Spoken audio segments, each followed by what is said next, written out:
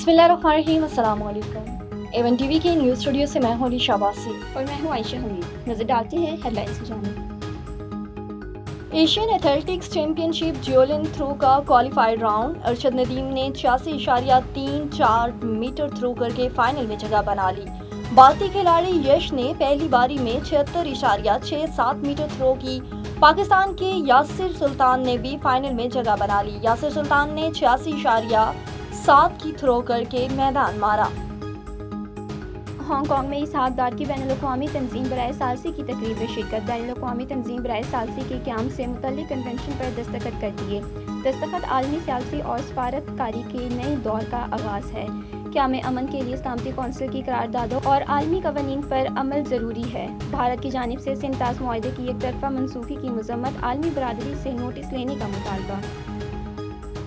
खैबर पख्तूनख्वा में फोर्सेस का एक्शन। भारतीय स्पॉन्सर्ड 7 खारिज हलाक। शुमाली वज़ीरिस्तान के इलाके शवाल में खारिज का चेक पोस्ट पर हमला नाकाम। झड़प के दौरान 4 बहादुर जवान वतन पर कुर्बान। वज़ीर आज़म और सदर मुमलिकत की शोहदा को खराज अकीदत।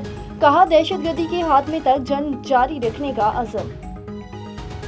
पाकिस्तान कभी भारत की इजारादारी कबूल नहीं करेगा। पानी हमारी डेडलाइन है। 24 करोड़ पाकिस्तानियों के बुनियादी हक पर आंच नहीं आने देंगे। हिंदुस्तान जान ले, पाकिस्तान कश्मीर को कभी नहीं छोड़ेगा। फील्ड मार्शल आसिम मुनीर का दुश्मन को 2 टोक पैगाम। कहा कश्मीर का कोई भी सौदा मुमकिन नहीं।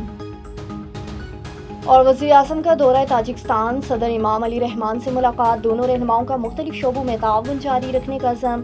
तिजारत, मईशत, तवानाई, दिफा में 2 तरफ़ा ताल्लुकात का जायजा। वज़ीर आज़म की ग्लेशियर्स के तहफ़्फ़ुज़ पर कॉन्फ्रेंस में भी शिरकत।